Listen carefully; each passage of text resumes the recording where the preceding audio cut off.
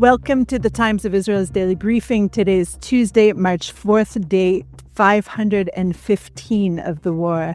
Ahmed Borsell Dan here with our military reporter, Emmanuel Fabian, for a deep dive into the recently released IDF probes into October 7th.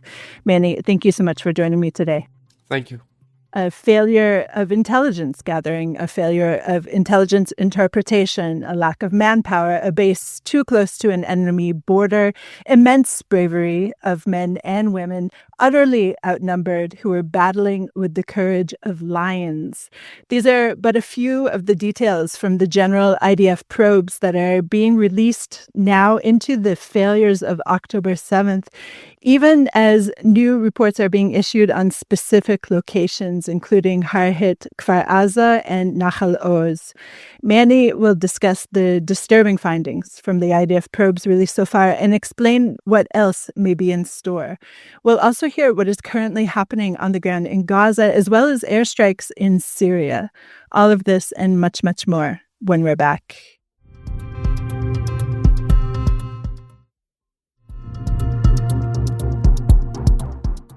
Manny, before we take a very deep dive into the IDF probes into October 7th, I'd like to start with what's happening in Syria.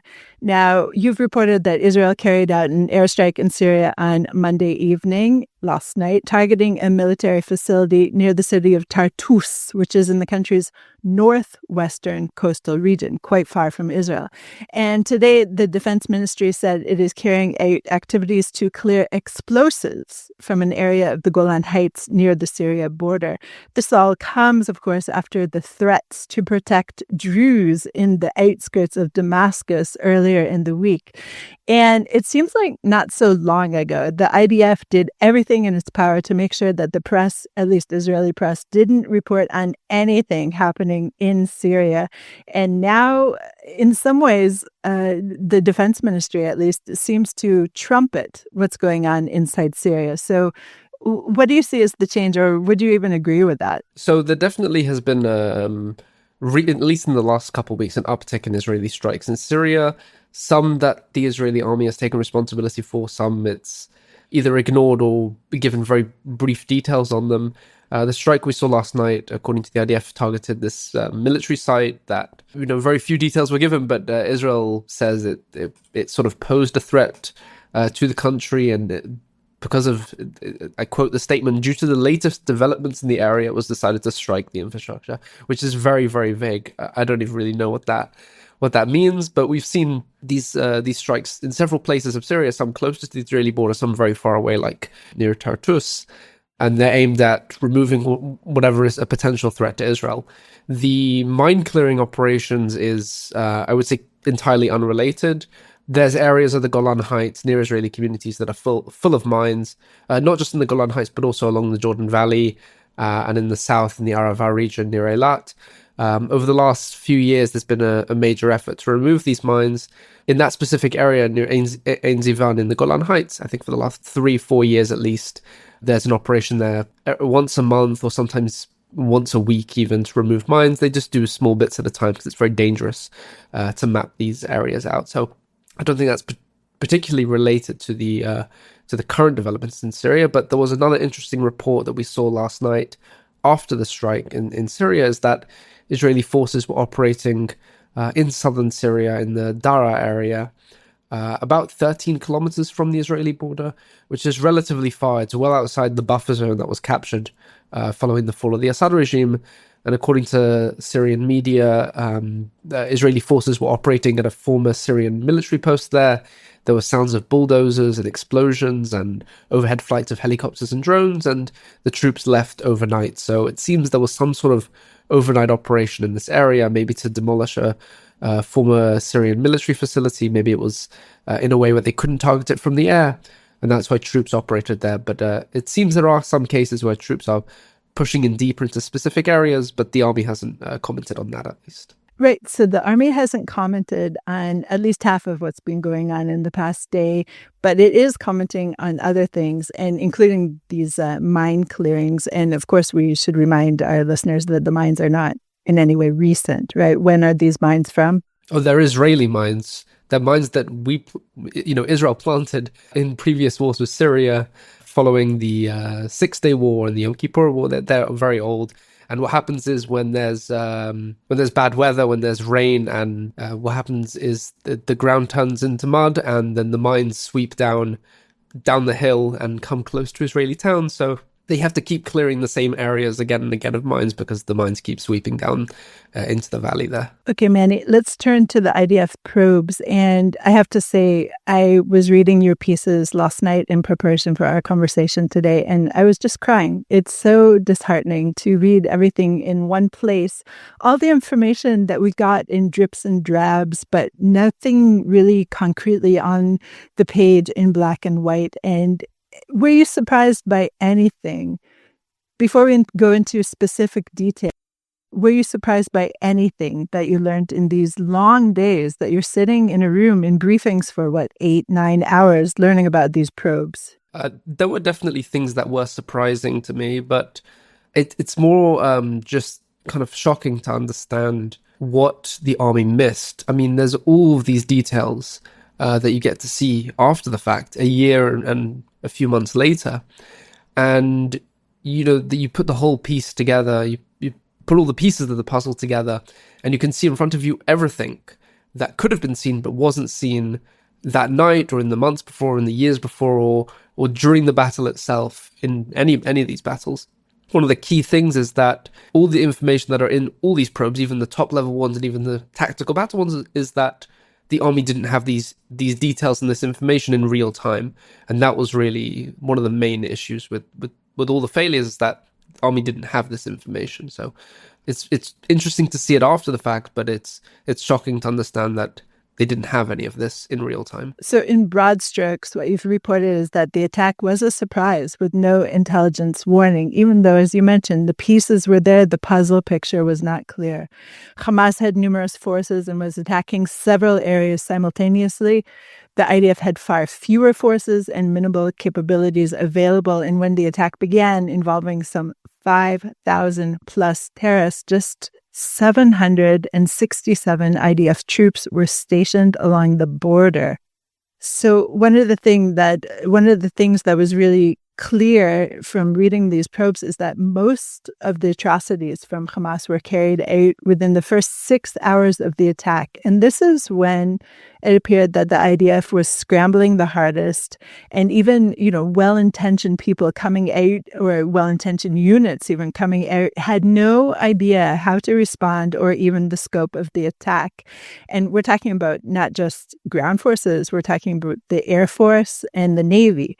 Though it seems to me from the probe that the Air Force did essentially exactly what it was meant to do, but it was just not enough. Would you agree with that? Yeah, that is what the Air Force probe found, that everything that it had sort of set up in the years before, all of its protocols for responding to various events that were, to happen, a sudden event, it fulfilled all of those exactly, all according to the protocol, but their protocols are completely irrelevant for what actually happened on October 7th. So the number of planes that they had already that morning, the number of fighter jets and helicopters and drones, and the timings for how quickly they're to be, when they put the bombs on them and refuel them and send them off, none of these were really relevant for what happened on October 7th. Another sort of, this is very technical details, but just as an example, the first planes that are to take off from an airbase,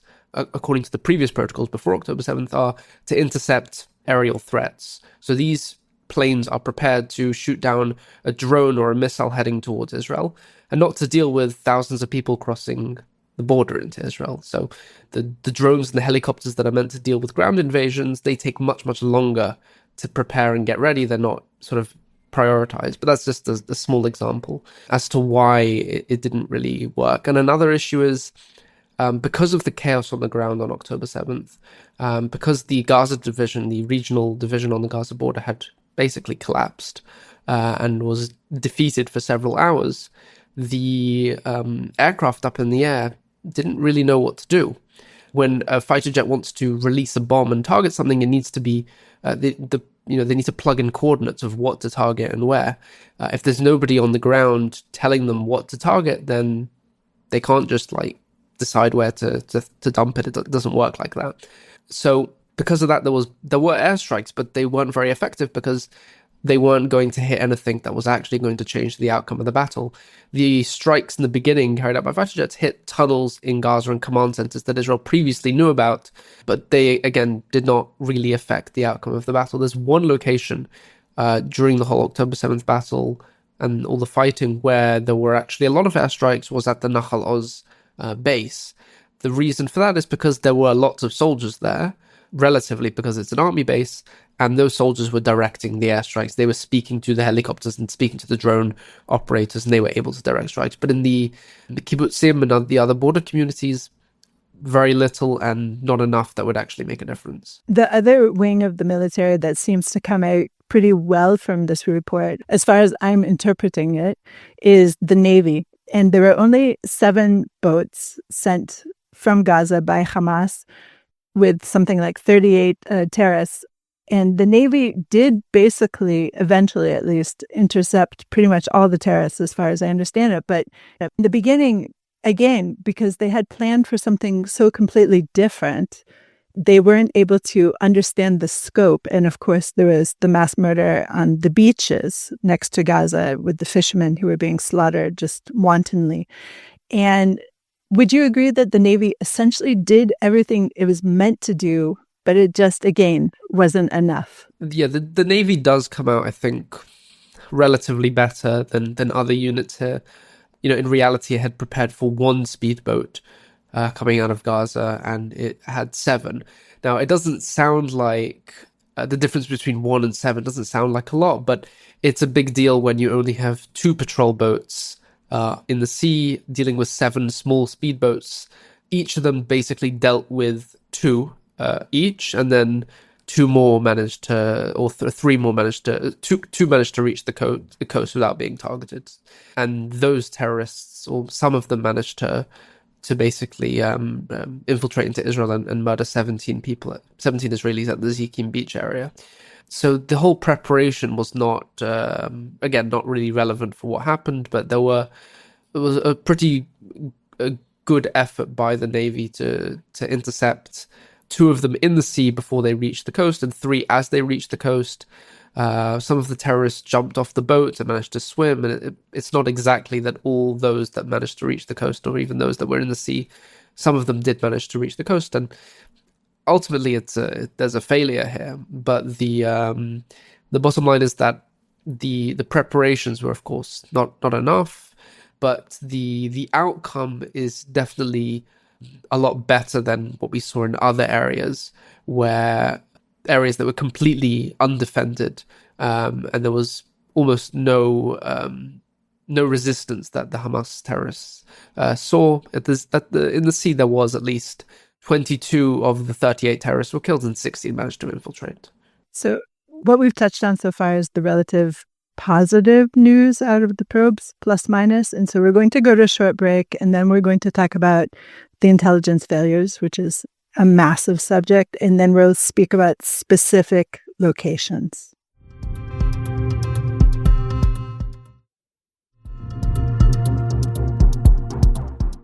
And we're back. According to what you reported, Manny, there were false assessments in terms of the intelligence. And of course, there were also 5 at least warning signs leading up to October 7th, just before October 7th, that were basically ignored. But what's amazing to me to read in your reporting is that the entire night, basically, prior to the October 7th attacks, there were security assessments, there were intelligence people speaking to each other to the top, to the highest levels. And even outgoing Chief of Staff Herzi Halevi seemed to be sounding this wary opinion throughout the night, but there was just not enough intelligence gathered in order to support the idea that this attack, this unthinkable attack, was imminent. Is that how you read it too, Manny? So I attended several briefings on these intelligence investigations into the night of October 7th and the years and months prior. And the main thing that stood out regarding the night itself, despite all of these assessments and calls and consultations and checks, was one thing that everyone kept on saying is, it's not an imminent threat. And because of that, because all the intelligence officials at the time concluded that the threat was not imminent, no actions were taken, or very few actions were taken. The army dispatched another drone to Gaza to carry out surveillance. They moved a helicopter so it could reach Gaza quicker whenever something would happen. But the conclusion was, these are the odd signs that we're seeing. It's nothing imminent, so let's have another discussion in the morning and continue to monitor it. And, it goes back, of course, because of these years of these false assessments about Hamas. But if there was one intelligence official or someone who would have said, maybe this is an imminent attack, maybe it is something that's going to happen very soon, then I think different actions would have been taken. They would have raised the alarm. Troops would have been instructed to be prepared. Other actions would have been taken, but none of these were because all the intelligence officials said this isn't imminent. And throughout the night, again, there were different actions being taken, such as the drone that you mentioned and this tequila unit. I've never even heard of this, that was being deployed or on alert. What was this? Okay, so that's a bit of a problematic thing to talk about. It's basically during the consultations overnight, certain signs were received from Gaza.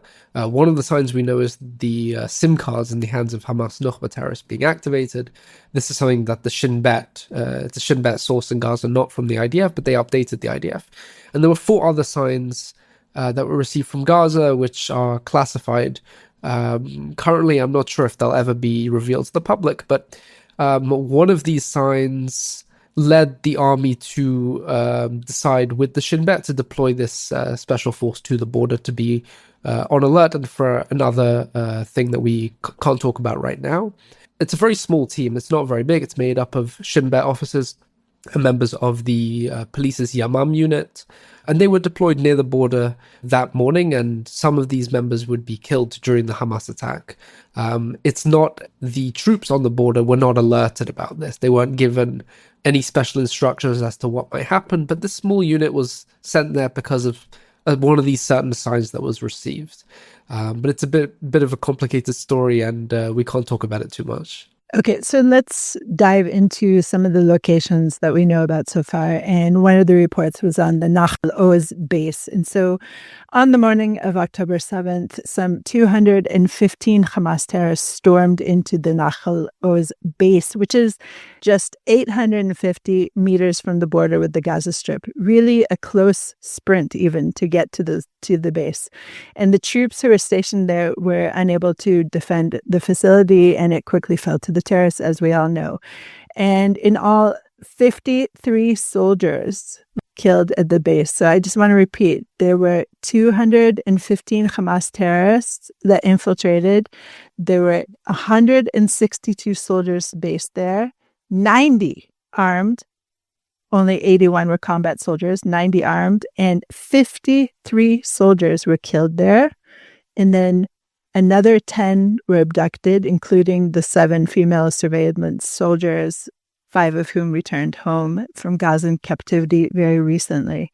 So there was so much going on there. But it appears that these soldiers as well followed protocol, meaning the attack started at 6:29, but by 6:40, Captain Shir Eilat, who was the commander of the female surveillance soldiers, passed on a detailed report of what was occurring and called for backup.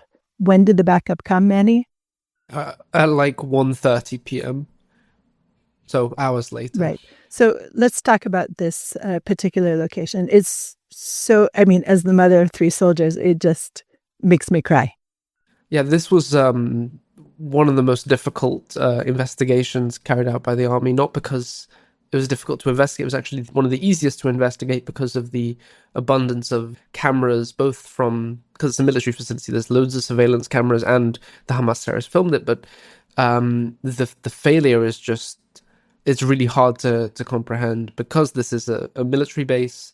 you'd think that a military base coming under attack would be able to defend itself, but it couldn't. And you said that the troops followed protocols.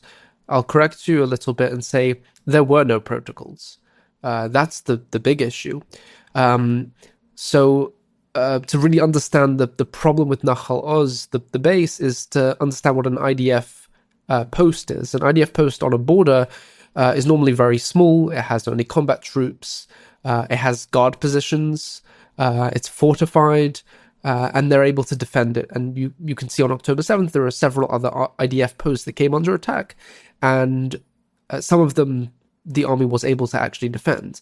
Nahal Oz, despite some people calling it a post, is not a post. It's a military base. It's a base very close to the border. So it's not fortified. It's not only combat troops. There are unarmed, non-combat soldiers there, the female surveillance soldiers. And it's kind of open. There are gaps in the wall. The guard posts that face toward Gaza were not manned that morning, and they very rarely are manned. And what this resulted in is Hamas was easily able to take the base, and the troops didn't know how to fight back, because in the past few years there was never a drill simulating a ground attack on the base. There were no protocols as to what to do when there's rocket fire. And in a normal IDF border post, if there's rocket fire, then the soldiers know which soldiers go to the guard post, which soldiers go to this area, and how to basically defend the facility against an attack. Here, there was no protocol to deal with that. There was no protocol for how the combat soldiers are supposed to protect the non-combat soldiers who are not armed. And all of this, Hamas knew. Hamas knew exactly how many soldiers would be there normally and how many would be there on the weekend, which is half of what the normal number of troops is. They knew exactly the layout of the base. They knew where the commanders slept. They knew where the bomb shelters were. They knew where the war room was. They knew where the generators were for the for the backup electricity and everything. They knew all of this. They knew what guns the soldiers had, how many soldiers were armed. Very, very detailed report that the army would later find in Gaza. And Hamas used all of this in order to reach the base. They planned to outpace the backup troops by reaching the base within 15 minutes. It took them a little bit longer, but the backup would not arrive for many hours later. And the troops there fought. There's no question about it. There was a lot of heroism during these battles. Two at least soldiers who stood out and are thought to be soldiers who may receive citations later on. 2 soldiers who were killed in the battles, but their efforts were not enough, because the base is basically undefendable against some kind of an attack. And just to put things in perspective, you say 215 Hamas terrorists. The first wave was only 65 terrorists. 65 terrorists against 90 armed soldiers in a base. But it was not a base they could properly defend. First of all, because it was very open and unprotected, and also because the soldiers didn't know what to do. There was no drilling for it. There was no plans. There was no protocols to actually handle this. And as you just said, there are 3 waves. So the first wave, at least to this location, was rather small, and it just multiplied times 3, essentially. But that was the case throughout all of the locations. And we saw that as well in Kfar Aza. So let's talk about Kfar Aza. And on the morning of October 7th, some 250 terrorists again swarmed into the unsuspecting Gaza border community of Kibbutz Kfar Aza, murdering and abducting dozens of residents as Israeli forces struggled to reach the area for hours. And it was one of the longest battles of the onslaught, in fact, ending only on October 10th. And unlike other towns that were attacked on October 7th, fighting in Kfar Aza, which is about 950 people, it lasted for days because the terrorists fortified themselves inside homes across the kibbutz. So in all, 62 residents, including 5 soldiers and a member of the Shin Bet, and 18 security personnel were killed in Kfar Aza on October 7th, and a further 19 civilians were taken hostage by Hamas. Manny, it's just so terrible reading this account, and especially, obviously, the section where you discuss the young people's section neighborhood of the kibbutz, because it's a practice that when a teenager grows to be about 17, 18, he moves out from his parents' home and receives a very small apartment. It's really small, with basically a room, a tiny kitchenette, and a little bedroom. And these people lived in a community like that. And so what we're reading about is just 20-year-olds or early 30s who were watching their friends, hearing their friends be murdered and kidnapped. And there was no IDF presence for much of this. So it's not as if there weren't any soldiers on the kibbutz, though. That was the other shocking thing. And it is, as you mentioned earlier, the situation in which there was zero coordination. So what happened here?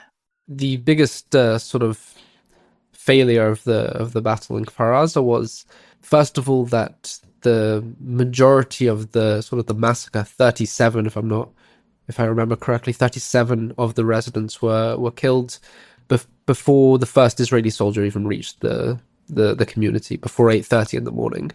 And even once the Israeli soldiers entered first, it was a very small number of troops. They were very focused on certain neighborhoods of the community. The southern neighborhood, the new expansion to the west of the community, but the northern section, the new generation neighborhood, the Israeli soldiers did not reach there for hours, many hours. And during the time where there were even hundreds of Israeli soldiers in the community, Hamas terrorists were walking around freely in this other neighborhood, kidnapping and murdering residents with zero resistance at all, because the soldiers were all caught up with no coordination, battling terrorists in other neighborhoods. And they did not, I wouldn't say they didn't respond to the calls, but they weren't really getting the calls from this neighborhood. There were some that tried to reach it, and then they got caught up in other areas and they didn't manage to get there. At one point, there was 750 soldiers in Kfar Aza, 24 different units, but there was no coordination between them. They didn't know where to go. They were responding to WhatsApp messages. I heard in the investigation that some of the soldiers they got onto a WhatsApp group for like a second-hand sort of sales group of the community and started finding out information on that. So just like all roundabout ways. There was no command and control from above either. The operations directorate and the general staff was not instructing the soldiers to go there or to reach these areas. So these 750 soldiers all arrived there on their own accord, just based on what they were hearing.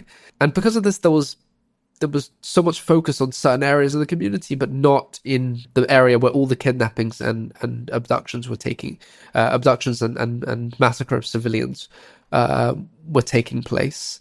Just a huge catastrophe. And additionally, once they did reach those areas and managed to free some civilians much later in the evening, even overnight between October 7th and 9th, really the civilians started to be evacuated. There was still around 50 terrorists still in the community.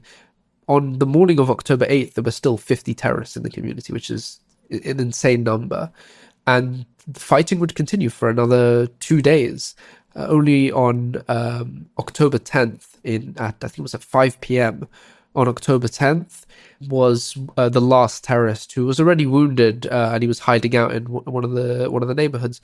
Was he killed? And this is a few hours after journalists were brought into Kfar Aza to see the destruction in one of the neighborhoods. So the fighting was kind of still going when journalists were being escorted into the community. But it's very similar to the other attacks on other communities that we've seen.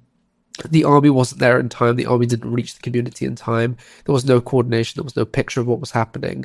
But Kfar Aza lasted much longer than I think the troops maybe expected. Really going on for almost 3 full days, and this huge failure of not reaching this one neighborhood where all the kidnappings were taking place.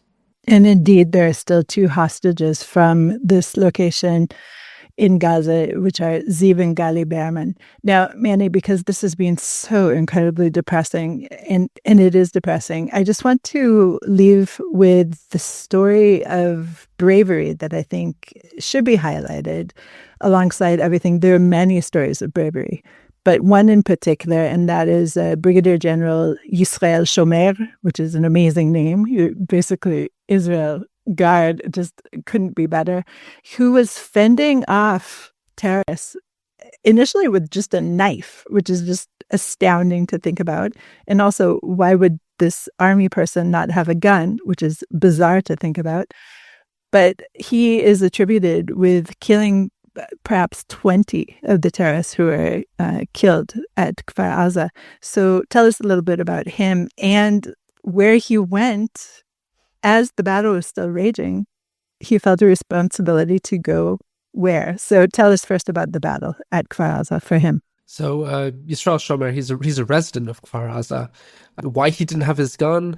I think because he was at the time a commander of a reserve division which was not active, and he was kind of on vacation between roles. I don't think he felt the need to have a gun with him at the time. But regardless.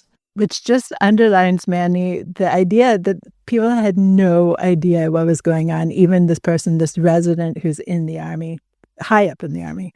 Okay, please continue. Yeah, so he had woken up. He was about to go on his morning run, and he was in his kitchen getting ready, and siren sounded, and he looked out the window and he saw two of the, I think, 3 total paragliders that Hamas terrorists were on flying towards the kibbutz.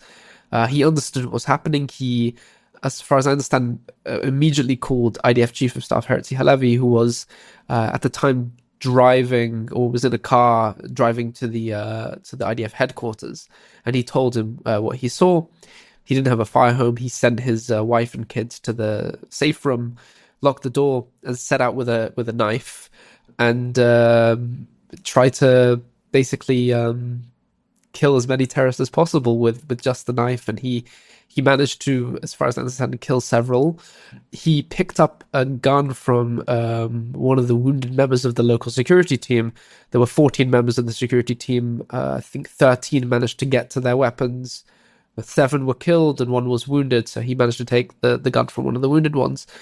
And he would be encountering many terrorists during the fighting, mostly in the expansion communities in the east.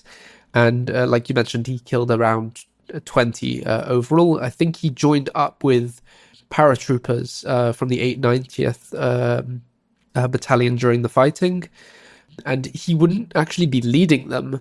From what I understand, he joined them as just another soldier, despite outranking them by many ranks. And he would just fight alongside them. There were efforts also during the day, I should mention this, for other senior officers to come into the community and try and establish command and control and be the commander of the incident. But he didn't do that. He just felt the need to just fight as a resident of Kfar Aza and not as a senior officer.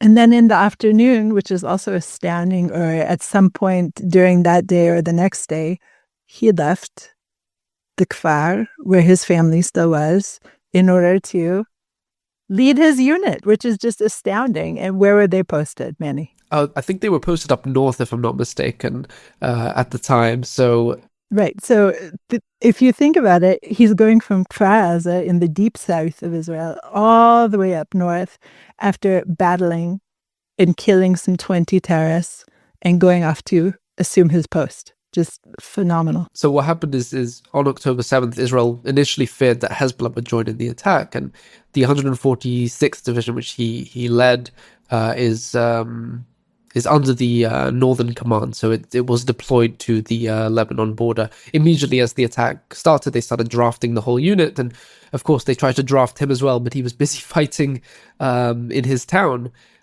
So he immediately, sort of after a few hours of fighting, he would get in his car. His car was also completely shot up. He just drove all the way up north and then led his unit there. And this is one example, an extreme example, perhaps, of the bravery that we're also reading about in these IDF probes. So Deep breaths, everyone. These probes are continuing. What is the forecast for more probes now, Manny? We will see the rest of the 41 battles over the coming days, coming weeks. It depends how this army schedule works, but we should see them slowly be released. And we will, of course, speak about this again. Manny, thank you so much for all of your insights and updates today. Thank you. Thanks for joining us for the Times of Israel's daily briefing. Please check out another installment tomorrow. This episode was produced by the Podwaves. If you have any questions or comments about this or any other episode, please drop us an email to podcast@timesofisrael.com. Until tomorrow, shalom.